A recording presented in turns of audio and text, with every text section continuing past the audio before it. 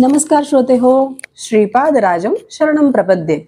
आज आपण श्रीपाद श्रीवल्लभ चरित्रामृताच्या पुष्पमालेमध्ये 20वे पुष्प गुंफणार आहोत आणि 20व्या अध्यायाचे फलित आहे कष्ट नष्ट निवारण.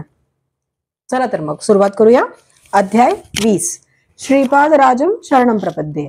अध्यायाचे नाव आहे श्रीपादांचे दिव्य मंगल स्वरूप. मी सकाळीच श्रीपाद प्रभूंच्या दर्शनासाठी गुरुगड्डीला आलो. श्रीपादांच्या दिव्य शरीरातून तेजोमय किरण बाहेर पडत असल्याचे मला दिसले. त्यांच्या पाणीदार नेत्रात शांती, करुणा, प्रेम, ज्ञान, ज्योती स्वरूपात ओसंडत होते. यांच्या सहवासात असणाऱ्या भक्तांना शांती, करुणा, प्रेम, ज्ञान याची काही प्रयास न करता प्राप्ती होत असे. इहलोकात ते एकमेव प्रभुस्वरूप होते. निराकार तत्व साकार होऊन सगुण रूपाने मानवाकार घेऊन डोळ्यासमोर दिसल्याने मी आनंदाने भावविभोर झालो. श्रीपादांच्या अनुग्रहामुळे त्यांच्या जवळ येऊन नमस्कार करण्याचे भाग्य मला लाभले. त्यांच्या मुखाकडे पाहताच एक अलौकिक शांती, वात्सल्य, प्रेम माझ्या अंतरंगात व्यापून माझ्या मन, शरीर आणि हृदयास अवर्णनीय आनंदाची अनुभूती आली. मी श्रीपादांच्या चरणांना अत्यंत श्रद्धाभावाने स्पर्श केला. माझे शरीर त्या स्पर्शाने हलके हलके वाटू लागले. माझ्या डोळ्यातून तेज बाहेर आल्यासारखे वाटले. माझ्या शरीरातील प्रत्येक अवयवातून काळे तेज बाहेर येत होते. त्या तेजाने माणसाचा आकार धारण केला. तो आकार माझ्यासारखाच होता. श्रीपादांनी मंद हास्य करीत मला प्रश्न केला, तुझ्यासारखा आकार असलेला तो कोण आहे ते कळले का? मी म्हणालो, स्वामी, तो आकार मी पाहिला. तो माझ्यासारखाच वाटला, परंतु माझ्या शरीरातून कसा बाहेर आला ते कळले नाही. ती आकृती कोणाची होती तेही कळले नाही. त्यावर श्रीपाद प्रभू म्हणाले, ते तुझे पाप शरीर होते. तो तुझ्यातील पापरूपी पुरुष होता. आता तुझ्या शरीरात राहिलेला पुण्य पुरुषच आहे. प्रत्येक मानवाच्या देहात एक पाप पुरुष आणि एक पुण्य पुरुष असतो. या जोडीचे विभाजन होऊन पापपुरुष जेव्हा निघून जातो तेव्हा तीच मुक्तीची अवस्था असते. ब्राह्मण कुलात जन्म घेतल्यावर निष्ठावंत होऊन पाप शरीराचे दहन करून उरलेल्या पुण्य शरीराचा आपल्या उत्तम कर्मांनी उद्धार करावा. ब्राह्मणांनी आपल्या यजमानांकडून वेदशास्त्रातील विविध कर्म करवून घेताना आपल्या उपजीविकेपुरतेच धन घ्यावे. अशा प्रकारे न केल्यास ब्राह्मणास यजमानांच्या पापाचे वाटेकरी व्हावे लागते. त्या पापांना ब्राह्मणांनी आपल्या तमोगुणरूपी अग्नीत दहन करावे. अशा प्रकारे जीवन जगणारा ब्राह्मणच ब्राह्मत्वास प्राप्त होतो. अन्यथा तो जातीनेच केवळ ब्राह्मण असतो, ब्रह्मज्ञानी ब्राह्मण नव्हे. आमचे आजोबा बापन्नाचार्युलू, वडील अप्पल राजा शर्मा हे दोघे सद्ब्राह्मण होते. माझी आजी आणि माझी माता सुमती महाराणी या दोघी परमपवित्र स्त्रिया होत्या. त्यांचे केवळ स्मरण केल्यानेच लक्ष लक्ष पापे नाहीशी होतात. असे बोलणे झाल्यावर श्रीपाद प्रभूंनी क्षणभर मौन धारण केले. नंतर आपल्या उजव्या हाताच्या बोटाने भूमीस स्पर्श केला. त्यावेळी त्यांच्या डाव्या बाजूने प्रकाशाचा एक झोत निघाला आणि यज्ञासाठी लागणारी साधन सामुग्री प्रकट झाली. काही मधुर फळे, सुवासिक फुले, थोडे सोने, चांदी आणि नवरत्नाचा हार तसेच दिव्य अग्नी प्रकट झाला. माझ्या शरीरातून निघालेला पापपुरुष भयाने कंपित होऊन आक्रोश करू लागला. श्रीपाद प्रभूंनी त्या पापपुरुषाला नेत्रांनीच अग्नीत भस्म होण्याची आज्ञा दिली. त्यानुसार तो अग्नीत पडून भस्मसात झाला. माझ्या शरीरात अग्नीचा भडका उडाला. स्वामी, मला वाचवा अशी विनंती केली. प्रभूंच्या नेत्रातून एक दिव्य तरंग मला स्पर्शून गेला. माझे शरीर त्या तरंगाने शीतल झाले. माझी कुंडलिनी शक्ती जागृत झाल्यासारखे वाटले. माझ्या नाडीचे स्पंदन थांबले. हृदयाचे ठोके थांबल्याप्रमाणे वाटले आणि मी समाधी अवस्थेत गेलो. माध्यान्ह काळ झाला होता. त्या दिवशी गुरुवार होता. श्रीपाद स्वामी स्नान आटोपून भक्तांच्या मेळाव्यात येऊन बसले होते. भक्तजनांनी समर्पित केलेल्या भिक्षा अन्नाला श्रीपादांनी आपल्या दिव्य हस्तांनी स्पर्श केला. कमंडलूतील जलाने जमलेल्या भक्तांवर प्रोक्षण केले. भिक्षेतील थोडे अन्न काकबळीसाठी काढून ठेवले. अत्यंत मधुर अशा आवाजात स्वामींनी मला नावाने हाक मारली आणि सगळ्यांना भोजनाची अनुज्ञा दिली. मला त्यांच्या जवळ बोलावून घेतले. क्षणभर डोळे झाकून पुन्हा उठून माझ्याकडे स्नेहाळ नजरेने पाहिले. त्यावेळी त्यांच्या हातात एक चांदीचे पात्र प्रकट झाले. त्यात हलवा भरलेला होता. श्रीपाद प्रभू म्हणाले, शंकर भट्टा, माझे भक्त मला त्यांच्या भक्तिपाशाने बांधून ठेवतात. मी निरपेक्ष भक्तिभावाला भुलून जातो. श्रेष्ठींच्या घरी त्यांची धर्मपत्नी माझ्यासाठी आवर्जून हलवा करीतच असे. मी जेवल्यावरच तिचे समाधान होई. त्यांची नात लक्ष्मी वासवी हिने माझ्या हातात राखी बांधली होती. तिच्या पतीच्या पत्रिकेत अनिष्ट योग असल्याचे एका ज्योतिषाने सांगितले होते. तिने मला विनंती केली की तिच्या राखीचा स्वीकार करून तिला अखंड सौभाग्याचा आशीर्वाद द्यावा. मी तिला अखंड सौभाग्याचा आशीर्वाद देऊन फुले, बांगड्या आणि कुंकवाचा प्रसाद दिला. तिच्या आजी व्यंकट सुभम्माने प्रेमभावाने तयार केलेला हलवा तिने मला दिला. या मधुर प्रसादाच्या सेवनाने अनेक जन्मांची पापे नष्ट होतात. माझ्या प्रेमळ भक्तांनी श्रद्धाभावाने दाखवलेल्या नैवेद्याचे मी त्यांचे घरी सूक्ष्म रूपाने जाऊन सेवन करतो, परंतु श्रेष्ठांच्या घरचा महाप्रसाद मात्र मी प्रत्यक्ष जाऊन स्वीकार करतो. सर्व भक्तांनी हा प्रसाद घ्यावा असे श्रीपादांनी सांगितले. या प्रसादाच्या माधुर्याचे वर्णन कोणाला करता येईल? प्रसादाचा थोडा भाग त्यांनी आकाशात फेकला, तो नभमंडळात विलीन झाला. थोडा प्रसाद त्यांनी भूमीस अर्पण केला, तो भूमातेने स्वीकारला. तो प्रसाद सर्व भक्तांनी वाटून घेतला. कोणाचाही निराश करावयाचे नाही असा श्रीपाद प्रभूंचा स्वभाव होता. कितीही प्रसाद वाटला तरी तो कमी होत नव्हता. याच वेळी पद्मशाली कुलातील गुरुचरण नावाचा एक भक्त तेथे आला. त्याला श्रीपाद स्वामींनी चांदीच्या पात्रातील प्रसाद दिला. तो त्याने मोठ्या श्रद्धाभावाने खाल्ला. नंतर स्वामींच्या आदेशानुसार ते चांदीचे पात्र कृष्णा नदीच्या पात्रात सोडून दिले. यानंतर श्रीपाद प्रभू म्हणाले, पद्मशाली कुलातील मार्कंडेय गोत्र असणारे लोक कालांतराने मांसभक्षण करणारे झाले. माझ्या सान्निध्यात काही कारण नसलेले कार्य कधीच होत नाही. गुरुचरणा, तू कित्येक दिवसापासून मला नैवेद्य दाखवून श्री गुरुशरणम स्वामी शरणम असे नामोच्चारण करीत पवित्र जीवन व्यतीत करत आहेस. आज तुला श्री गुरूंच्या करकमलातून महाप्रसाद मिळाला. तुला कळलेले गुरुतत्व या शंकर भट्टास सांग. आम्ही माध्यान्हसमयी योग निद्रेत असताना मानस संचार करतो. त्यावेळी कोणास दर्शन देत नाही. आमच्या विश्रांतीचा भंग होऊ नये.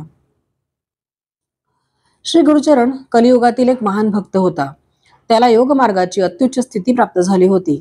त्याला शंकर भट्ट म्हणाला, हे महापुरुषा, गुरुतत्वाचे ज्ञान मला देऊन कृतकृत्य करावे. यावर गुरुचरण म्हणाले, अनंत कोटी ब्रह्मांडात उत्पत्ती, स्थिती आणि लय हे ज्यांच्या केवळ संकल्प मात्रानेच होते असे श्री दत्तात्रेय प्रभू निर्गुण निराकार स्वरूपातून श्रीपाद श्रीवल्लभांच्या स्वरूपात साकार रूपाने अवतरित झाले आहेत. त्यांना साकार समजणे महादोषास्पद आहे, कारण ते साकार रूपात असले तरी निराकारच आहेत. सगुण दिसत असले तरी निर्गुणच आहेत. एका देवतेच्या रूपात दिसत असले तरी सर्व देवता त्यांच्यामध्ये सामावलेल्या आहेत. ते सर्व योग मार्गाचे श्रेष्ठ गुरु आहेत. सृष्टीतील अनेक महर्षींनी आपापल्या साधन वैशिष्ट्याने साक्षात्कार करून घेतलेल्या देवतांचे स्वरूप म्हणजे श्रीपादांचे दिव्य रूप होय. पूर्व काळापासून महर्षींना अनेक दिव्य शक्ती प्राप्त होत्या. वसिष्ठ ऋषी हव्ययुक्त यज्ञ करीत असत. विश्वामित्र ऋषी हव्य सामुग्रीशिवाय यज्ञ करीत. जमदग्नी ऋषी विश्वामित्र ऋषींचे अनुकरण करीत. आपले श्रीपाद प्रभू सर्व प्रकारच्या यज्ञांचे समर्थन करीत. कोणतेही कर्म करण्यास अथवा न करण्यास किंवा वेगळ्या पद्धतीने करण्यास त्या कर्माचे आणि मंत्रांचे रहस्य जाणण्यास ते समर्थ होते. श्रीपाद प्रभू सर्व समर्थ असून ते सर्व कर्मांचे रहस्य जाणणारे असल्याने त्यांना त्या त्या व्यक्तींच्या आचरणाचे सूक्ष्म ज्ञान होते. बापन्नाचार्युलू, नरसिंह वर्मा, व्यंकटप्पय्या श्रेष्ठी यांना अनेक प्रकारच्या योगाचे ज्ञान होते. सर्व शक्तीमध्ये प्रेमशक्ती सर्वात श्रेष्ठ आहे. या तिघांना श्रीपाद प्रभूंची वात्सल्य भक्ती प्राप्त होते. त्यांच्या प्रेमशक्तीमुळे ते स्वामींना आपले इच्छित कार्य सुसंपन्न करण्याचा आग्रह करून ते करवून घेत. श्रीपाद स्वामी सुद्धा त्यांचे कार्य मोठ्या आनंदाने सुसंपन्न करीत. श्रीपाद प्रभू प्रत्येक स्त्रीमध्ये आपल्या मातेचे स्वरूप पाहून सहज स्वभाव, सहज वात्सल्याने शिशुप्रमाणे वर्तन करीत. त्या स्त्रिया सुद्धा स्वामींची शिशुरूपातच प्रेमभावाने आराधना करीत. हीच महामाया. योगी आणि वेदज्ञ यांनी पुन्हा पुन्हा वर्णन केलेला निर्गुण निराकार परब्रह्म स्वरूप दिव्य शिशु पिठिकापुरम या क्षेत्री आपल्या दिव्य लीलांनी सर्वांचे चित्त आकर्षित करीत असे. या शिशूच्या लीलांचे वर्णन करणे अतर्क्य होते. दैव मार्गाने, योग मार्गाने, ज्ञान मार्गाने, वेदशास्त्राच्या अध्ययनाने साधना करणाऱ्या साधकांना त्यांच्या त्यांच्या मार्गाने श्रीपाद श्रीवल्लभांच्याच कृपेचा लाभ होतो. यानंतर शंकर भट्ट त्या महान भक्त श्री गुरुचरणांना म्हणाले, महाराज, आपणास श्रीपाद स्वामींचे प्रथम दर्शन कसे झाले तो कथाप्रसंग सांगून माझा उद्धार करावा. गुरुचरण म्हणाले, हे ब्राह्मणोत्तमा, तुम्ही अनंत धन्य आहात. तुम्हाला श्रीपाद प्रभूंच्या दिव्य लीलांचे समक्ष दर्शन पूर्वजन्मीच्या सुकृतामुळेच घडले. तुम्हास प्रतिदिन स्वामींच्या करुणा कटाक्षाचा लाभ होतो. मी देवभक्त कुटुंबात जन्मलो. लहानपणापासूनच मी आमचे कुलदैवत श्री दत्तप्रभूंची भक्ती करीत आहे. माझ्या कुटुंबात अनेक आर्थिक समस्या होत्या. मी दत्तात्रेयांची अत्यंत श्रद्धेने आराधना करीत होतो, परंतु समस्या काही कमी होत नव्हत्या. आमच्या गावातील काही लोकांनी मला सल्ला दिला की तुझ्यावर दत्तात्रेयांची कृपा नाही, तू दुसऱ्या कुलदेवतेची निवड करून त्यांची आराधना कर. असे केल्याने तुझे संकटातून निवारण होईल. मी त्यांच्या मतास सहमत होऊन रात्री झोपलो. मला स्वप्नात एक भयंकर कसाई दिसला. तो प्रेमाने शेळ्यांचा सांभाळ करीत असे, परंतु दररोज तो काही शेळ्यांचा बळी देत असे. त्याच्या हातातील कोयता पाहून मी भयभीत झालो. तो मेघाप्रमाणे गंभीर स्वरूपात म्हणाला, मी दत्त आहे. तू कोणत्याही देवदेवतांची आराधना केली तरी त्या स्वरूपात मीच असतो. तू आराधना करणाऱ्या देवास नामरूपाने बदललेस तरीही मी बदलणारा नाही. मी तुला कधीच सोडणार नाही. तू माझी छाया आहेस. माझी छाया मला सोडून कशी राहील? समस्त देवदेवतांच्या संकल्पांना आणि समस्त कोटी मानव संकल्पांना चालविणारा महासंकल्प मीच आहे. भगवत अवतारातील भगवत स्वरूपाला कांती देणारा असा तो ब्रह्म मीच आहे. वाघाच्या तोंडातून एखादा प्राणी सुटू शकेल, परंतु माझ्या हाती आलेला तू कधीही सोडून जाऊ शकणार नाही. दत्तभक्तांनी सिंहाच्या छाव्याप्रमाणे शूर असावे आणि भित्रेपणा सोडून द्यावा. मी सिंहासारखा आहे. सिंहाच्या पिल्लांना सिंहाजवळ भय नसते. ते त्यांच्याबरोबर मुक्तपणे खेळत असतात. मी या कोयत्याने तुझा वध करीन. तुझे रक्षण करणारा त्रैलोक्यात कोणी नाही. मी अत्यंत भयभीत होऊन ओरडलो आणि त्याच वेळी माझा स्वप्नभंग झाला. घरातील लोक काय झाले असे विचारू लागले आणि मी त्यांना स्वप्नातील वृत्तांत कथन केला. आमच्या आर्थिक समस्या दिवसेंदिवस अधिकच वाढत होत्या. कोणत्या जन्मात केलेल्या कर्माचे फलस्वरूप ही दरिद्र अवस्था आम्हास भोगावी लागत होती ते कळत नव्हते. सकाळ होताच एक हरिदास आमच्या घरासमोर आले. त्यांच्या हातात चिपळ्या होत्या. तो हरिनामाचे गायन करीत होता. त्याच्या डोक्यावर एक तांदुळाचे टोपले होते. हा एक विचित्र हरिदास होता. त्याच्या टोपलीत एक औदुंबराचे रोप होते. तो दारासमोर उभा राहून तांदूळ देता का असे विचारित होता. मी घरात तांदूळ शोधत असताना एक मुठभर कण्या मिळाल्या. त्या कण्यांचा स्वीकार करून तो म्हणाला, महाराज, काल रात्री एका कसायाने गुरुचरण नावाच्या एका दत्तभक्ताची हत्या केली. आश्चर्याची गोष्ट अशी की त्या दत्तभक्ताचे प्राण त्याच्या शरीरातून निघून या औदुंबराच्या रूपात प्रविष्ट झाले. औदुंबराच्या वृक्षाखाली श्री दत्तप्रभूंचा निवास असतो. हे प्रमाण आहे. हे रोप असामान्य आहे. गोदावरी मंडलातील पिठिकापुरम एक महान क्षेत्र आहे. तेथे श्री दत्तात्रेय श्रीपाद श्रीवल्लभांच्या रूपात वास्तव्य करीत आहेत. श्रीपादांच्या आजीच्या औदुंबर वृक्षाचे हे रोप आहे. हे रोप तुमच्या घरी लावल्यास तुमच्या सर्व कामना पूर्ण होतील. त्या हरिदासाचे वक्तव्य ऐकून मी भ्रमितच झालो. मी म्हणालो, गुरुचरण मीच आहे. माझी हत्या झाली नाही. मी दत्तभक्त आहे आणि मी स्वप्नात एक कसाई पाहिला होता. तो मला मारून टाकील असा म्हणाला होता. औदुंबर वृक्ष महिमा. एवढ्यावर हरिदास जोराने हसला आणि म्हणाला, तू म्हणतोस ते खरे का? नाही म्हण.